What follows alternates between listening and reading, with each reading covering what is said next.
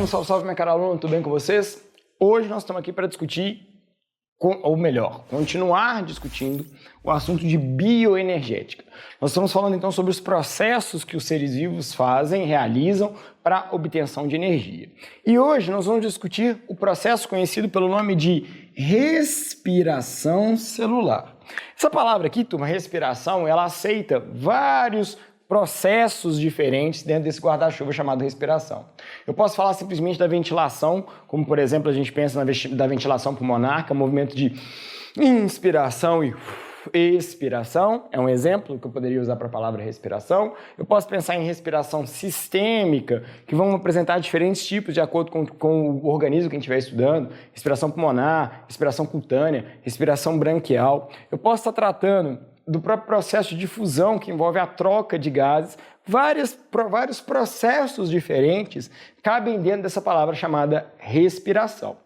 No entanto, o que a gente vai discutir hoje é o que a gente chama de respiração celular. O que eu quero que você guarde, o que eu quero que você assimile em relação a essa expressão, respiração celular? Saiba que quando a gente está falando disso aqui, a gente está falando de quê? A gente está falando de produção de energia. Ou seja, a gente já viu na nossa aula lá falando sobre ATP. Então é um processo pelo qual o nosso organismo vai conseguir produzir ATP. Aliás, não só o nosso organismo, os seres vivos vão produzir ATP. Porque lembra que eu comentei com vocês que o ATP é a molécula que todos os seres vivos usam para poder funcionar, para poder se manterem ativos, para fazer o metabolismo deles girar? Beleza. Então isso é a respiração celular. É um processo pelo qual o organismo vai produzir energia. Basicamente, turma, existem dois processos de respiração celular. O de respiração aeróbica e o de respiração anaeróbica. Aí eu quero chamar a atenção aqui para uma coisa, tá? Preste atenção aqui, meu caro aluno e minha cara aluna. Segue o raciocínio aqui comigo. Muitas vezes a gente encontra em materiais didáticos diversos, fazendo uma referência que um processo associado à ideia de respiração anaeróbica é a fermentação. Eu não gosto de usar essa definição porque essa definição ela induz ao erro. Nós vamos ter uma aula onde eu vou te explicar claramente o que é o processo de fermentação. Então eu já estou pontuando aqui para vocês que respiração celular anaeróbica é diferente de fermentação, ok? E a gente vai falar com muita clareza, a gente vai aprofundar bastante as nossas discussões na respiração celular aeróbica, que é a mais comum. Aí vale, inclusive, a gente começar a separar algumas ideias, turma. Nós vamos discutir o processo denominado respiração celular aeróbica. Isso é diferente de falar sobre processos aeróbicos e processos anaeróbicos. De uma forma geral, quando a gente usa a palavra aeróbico ou aeróbio, né, nós estamos falando de processos que ocorrem na presença de oxigênio. Quando a gente está falando de processos anaeróbicos ou anaeróbios, nós estamos falando de processos que não envolvem oxigênio. Só que quando a gente vai discutir a respiração celular, seja ela aeróbica, seja ela anaeróbica, a coisa começa a mudar um pouco de figura. Então a nossa definição ela vai ser um pouco mais precisa.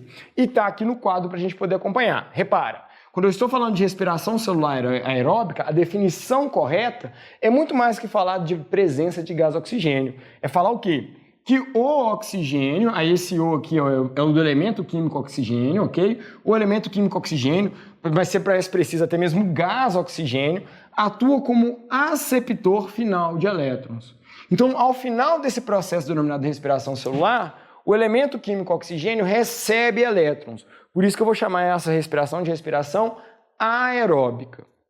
Na respiração anaeróbica é qualquer outro tipo de substância. Geralmente são substâncias que levam na sua composição o elemento químico enxofre ou o elemento químico nitrogênio, que vai receber os elétrons ao final do processo. Geralmente são essas duas, mas é qualquer outra substância inorgânica, diferente do oxigênio, vai fazer com que eu classifique aquela respiração como sendo uma respiração anaeróbica. Beleza? Dito isso, turma, segue aqui o raciocínio comigo. O processo de respiração aeróbica ele vai ocorrer numa organela muito cara para nós. Obviamente eu estou usando como referência, turma, nós seres humanos, tá certo? Os animais de uma forma geral, mas isso também se aplica às plantas, aos fungos, aos protozoários de uma forma geral. Essa molécula, a gente dá, perdão, molécula não, desculpa, a essa organela a gente dá o nome de mitocôndria. A gente já falou sobre ela lá na nossa aula sobre as organelas citoplasmáticas. Tá aqui o desenhozinho dela. E eu quero chamar muita atenção para as cores que eu estou usando nesse desenhozinho. Vocês vão perceber aqui do lado de cá do quadro que essas cores têm um motivo para ser. Essa organela, então, é uma organela especial, é uma organela que a gente usa com o objetivo de fazer o quê? A respiração celular. Então é muito comum a gente encontrar na literatura, a gente usar uma metáfora para representar a mitocôndria, falando que ela é a verdadeira usina de força, usina de energia da célula. Porque, de fato, quanto mais mitocôndria eu consigo perceber no interior de uma célula, maior é o metabolismo daquela célula, maior é o uso, a produção de energia. Já que a gente vai dar muita ênfase à respiração aeróbica, eu já comecei aqui a discutir com vocês como é que ela funciona. E já estou colocando para vocês aqui, ó, presta atenção. Ela é dividida em 3 etapas. Quais são as 3 etapas? Glicólise, ciclo de Krebs, ou ciclo do ácido cítrico, e cadeia respiratória ou cadeia transportadora de elétrons. São essas 3 etapas que tem que ocorrer para que a gente consiga fazer a respiração celular, ok? As 2 primeiras, a glicólise e o ciclo de Krebs, são uma preparação para a última, para a cadeia respiratória. Então nós vamos aqui literalmente criar condições para que nessa última etapa eu consiga produzir em larga escala, eu consiga produzir em grande quantidade a energia que eu tanto preciso. A glicólise, e aí presta atenção nessa observação aqui, ó, a glicólise, ela é classificada como uma parte do processo, como sendo um processo anaeróbico. O que isso quer dizer? Ele ocorre na ausência de oxigênio. Gente, ó, lembra que eu falei para vocês, existe diferença entre processo aeróbico e respiração aeróbica. Igual existe diferença entre processo anaeróbico e respiração anaeróbica. A glicólise é uma das etapas da respiração aeróbica, mas é um processo anaeróbico, porque é um processo que está ocorrendo na ausência de oxigênio. Aonde que ele ocorre? Ele ocorre no citoplasma, tá? Ele ocorre no interior da célula. Já vou chamar a atenção, a gente vai aprofundar isso no nosso próximo quadro. Glicólise quer dizer o quê? Glicólise quer dizer a quebra da glicose. Logo depois da glicólise, eu vou realizar um processo chamado ciclo de Krebs, ou ciclo do ácido cítrico. Essas 2 últimas etapas do processo, o ciclo de Krebs e a cadeia respiratória, todos esses processos vão ocorrer aonde? Vão ocorrer aqui, ó, no interior da mitocôndria. Só que cada um deles ocorre em locais diferentes na mitocôndria. O ciclo de Krebs, que está aqui, ele vai ocorrer aonde? Ele vai ocorrer naquilo que a gente chama de matriz mitocondrial. O que é matriz mitocondrial? Normalmente na biologia, quando a gente usa o termo matriz, a gente está querendo dizer da parte mais interna. Então olha onde é a matriz mitocondrial aqui, ó. É o lado de dentro, mais interno da minha mitocôndria, da nossa mitocôndria, ok? Beleza. E a cadeia respiratória ou cadeia transportadora de elétrons vai ocorrer no que a gente chama de crista mitocondrial. O que é a crista mitocondrial? A mitocôndria, ela é uma organela de dupla membrana.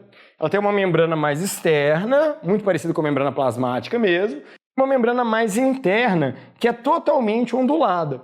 São essas ondulações que a gente dá o nome de quê? Que a gente dá o nome de crista mitocondrial. Isso é a crista mitocondrial. Percebe? Então esses 2 processos ocorrem no interior da mitocôndria, cada um no seu devido local. O que nós vamos fazer agora? Nós vamos trocar o quadro e nós vamos aprofundar a nossa discussão sobre cada uma dessas etapas. A glicólise, o ciclo de Krebs e a cadeia respiratória. Então espera só um pouquinho para a gente poder trocar esse quadro. Valeu? Então, turma, muito bem. Como eu havia comentado com vocês, a gente agora vai aprofundar as nossas discussões para entender as diferentes etapas da respiração celular aeróbica. E a primeira etapa, a gente já viu no quadro passado, é o processo de glicólise, que quer dizer o quê? Quer dizer quebra da glicose. Um ponto relevante, um ponto importante a gente observar aqui é a gente levar em consideração o quê?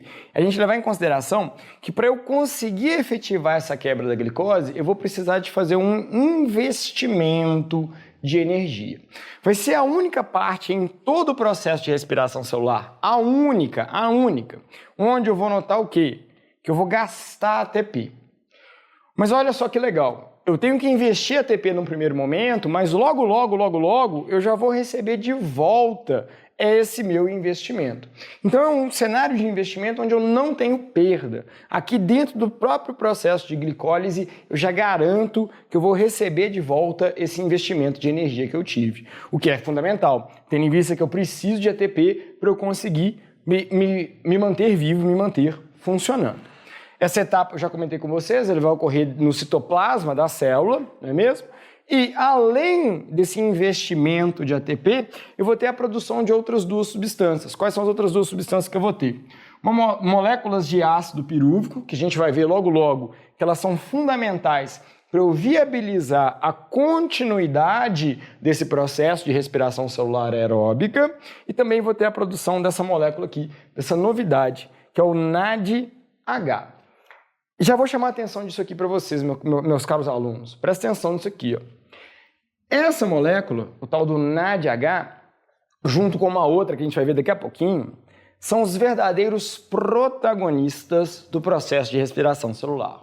Por que eu estou dizendo que eles são os verdadeiros protagonistas do processo de respiração celular? Porque são essas moléculas aqui, que a gente vai chamar elas de transportadores de elétrons, mas vocês também podem encontrar na literatura como sendo transportadores de hidrogênio, que vão viabilizar a grande produção de ATP, que eu estou tão afim, que eu estou tão querendo, que é necessário para manter o meu organismo funcionando.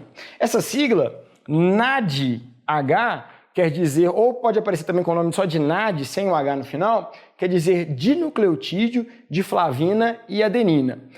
O que é isso dentro do processo de respiração aeróbica? É uma coenzima, é um cofator enzimático que vai viabilizar esse processo. Você não precisa de focar nisso, você precisa de focar no entendimento que eu preciso desses indivíduos para que eu consiga efetivamente produzir uma grande quantidade de ATP. E vocês vão ver isso na hora que a gente chegar lá na última etapa, lá na cadeia transportadora de elétrons, lá na cadeia respiratória. Vocês vão ver como é que nós vamos gastar essas moléculas com muita frequência, justamente para a gente conseguir produzir um grande saldo de ATP. Então, como é que funciona o processo de glicólise? Olha, gente, a glicose, ela chega até as nossas células. Como que ela chega até as nossas células? A gente comeu alguma coisa, e no processo de digestão a gente foi quebrando as várias moléculas que compunham aquele alimento, até que eventualmente eu cheguei nas moléculas mais básicas, como por exemplo a molécula de glicose. Ela é carregada para o interior da célula, ela é jogada no interior do citoplasma da minha célula, onde tem início esse processo de quebra para eu conseguir produzir ATP. Para eu conseguir efetivamente quebrar a glicose, eu vou precisar então, como eu havia comentado anteriormente, de gastar ATP. Eu forço com que eu adicione fosfatos, átomos de fósforo na minha molécula de glicose, para como se eu estivesse tentando desestruturar a molécula de glicose. Por conta de eu investir duas moléculas de ATP, a minha molécula de glicose ela é partida, ela é quebrada formando duas moléculas de 3 carbonos, que a gente vai dar o nome de ácido pirúvico. Nós vamos precisar desse ácido pirúvico para a gente dar continuidade ao processo de respiração celular. É a partir dessa molécula do ácido pirúvico que a gente consegue continuar o processo de respiração celular. Além disso, a partir da quebra da molécula de glicose, eu consegui formar o ácido pirúvico. Lembra que eu falei com vocês? Eu gasto ATP, mas olha só, eu consigo, a partir da quebra do ácido pirúvico, eu consigo produzir o quê? Eu consigo produzir 4 moléculas de ATP. Lembra que eu falei? Eu já vou ficar no saldo positivo? Eu gastei 2, mas eu recebo de volta o quê? 4 moléculas de ATP. E por eu receber 4 moléculas de ATP, o meu saldo final vai ser igual a 2 ATPs. Por que 2? Gastei 2 e obtive 4. 4 menos 2, 2. Então eu já estou no lucro. Eu gastei ATP no primeiro momento, mas já de cara eu já recebi de volta o meu investimento. E finalmente eu vou produzir quem? Eu vou produzir os meus transportadores de elétrons ou transportadores de hidrogênio, que é o meu NADH, que vocês vão ver a relevância disso. Basicamente, então, vocês vão notar que com certeza o que vai acontecer?